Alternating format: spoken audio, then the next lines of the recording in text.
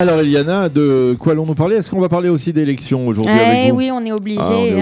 parce qu'en fait, les semaines qui arrivent vont marquer le 50e anniversaire d'élections. C'était des élections en 1969, ce sont les élections pour la 7e Knesset, et c'est à ces élections que Golda Meir va prendre le contrôle. Mais prendre le contrôle, celle qui va être élue. Ce qui est intéressant aussi, c'est que c'est à ces élections-là qu'en fait David Ben-Gurion va quitter la scène politique. Alors pourquoi est-ce que je parle de ça?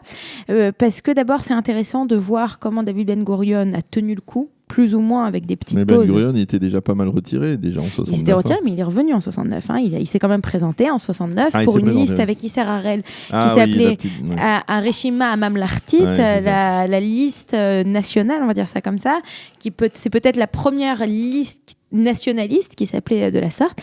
Donc c'est intéressant déjà de voir parce qu'on parle beaucoup, est-ce que ces élections vont être les dernières élections de Benjamin Netanyahou, des personnes qui ont été très longtemps en politique, est-ce que c'est la fin? Donc ça c'était intéressant d'en parler.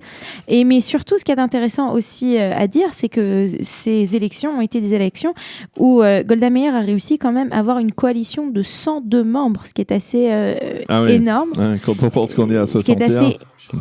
Ce qui est assez énorme et qui n'est pas courant. Alors on repart un petit peu en arrière. On est en 69. En fait, ce sont les premières élections après la guerre des 6 jours. Donc on est dans une période véritablement dans tout Israël d'extase, on va dire ça comme ça. D'euphorie, exactement. Je cherchais le terme. Et ce qui est aussi intéressant, c'est que c'est à ces élections que pour la première fois on commence à se poser des questions autour de ces territoires qui ont été donc pris 2 ans plus tôt, 1 an et demi plus tôt. Je vous rappelle les territoires à cette époque. On a le Sinaï quand même, on a la bande de Gaza, on a la Judée-Samarie et on a le Golan. Donc ça fait quand même Israël a triplé de territoire ou doublé de territoire, triplé. Donc ça c'est la première chose. Et donc et puis pour une fois les questions de sécurité sont un petit peu moins au goût du jour, puisqu'Israël pour la première fois depuis sa création se sent en grande sécurité. Alors Golda Meir, elle va donc se présenter. Golda Meir, ce qui s'est passé, c'est qu'en 69 Lévi Eshkol est mort, et au lieu que les élections se fassent très rapidement, on a parlé de ça aussi, je ne sais pas si vous suivez un petit peu, mais ces derniers jours en Israël, on a beaucoup parlé des autres élections. On a parlé des élections de 96, on a parlé donc du décès de Rabin. Est-ce qu'il fallait faire des élections tout de suite après, où il a fallu attendre un petit peu? C'était une grande question. Là, c'est la même question. Lévi Eshkol décède, on attend une période de 6 mois. C'est Golda Meir qui prend les rênes du gouvernement.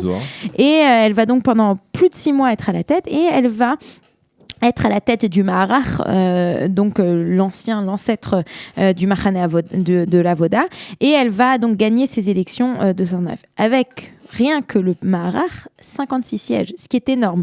Il faut savoir, il n'y a jamais eu d'élection où un parti a eu la majorité des voix, 61, mais 56, c'est le record. Je crois pas que ça soit le record. Je crois que le record, c'est en 49, le Mapai avec 59 ou quelque chose comme ça. Mais il faudrait que je vérifie. C'était assez impressionnant. Et elle va être surtout quand on pense aujourd'hui que le Parti travailliste flirte avec le seuil d'éligibilité. Alors, c'est aussi une des raisons pour lesquelles j'ai choisi de parler de ça, parce que c'est intéressant de voir aussi les fluctuations. Et ce parti qui était donc le parti... là, on a des images qu'on peut voir à l'écran. Ce parti qui était donc le parti fondateur, hégémonique, et qui finalement va perdre de sa force. Et puis il faut aussi dire que le vieil homme, c'est-à-dire David Ben-Gurion, avait refusé de faire partie du Maharach. Il avait déjà à l'époque son parti qui s'appelait le Rafi, et il va décider cette fois-ci, comme je vous l'ai dit, de créer cette nouvelle liste à Reshima Hamamlartit, la liste nationale avec Isser Harel. Ils vont avoir 4 sièges à la Knesset. À cette époque, le Achouza Chassima, le taux de représentation est né seulement d'1%, on est encore un seul pourcent, donc ils vont avoir 4 sièges. Et puis au final, Ben-Gurion va l'année d'après, en 1970, quitter la vie publique et la vie politique, et il décédera quelques années plus tard.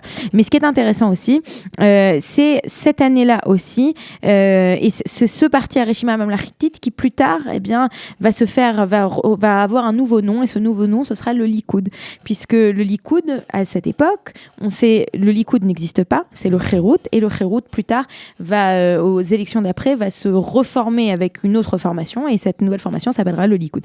Voilà, donc c'était juste intéressant, je trouvais, de parler de tout ça aujourd'hui, jour des élections. Merci beaucoup, Eliana. Vous aimez l'histoire juive ? Retrouvez Eliana Gurfinkel dans Un jour notre histoire sur Studio Kalita, c'est tous les matins, pour découvrir ensemble les événements et les personnages qui ont fait notre histoire.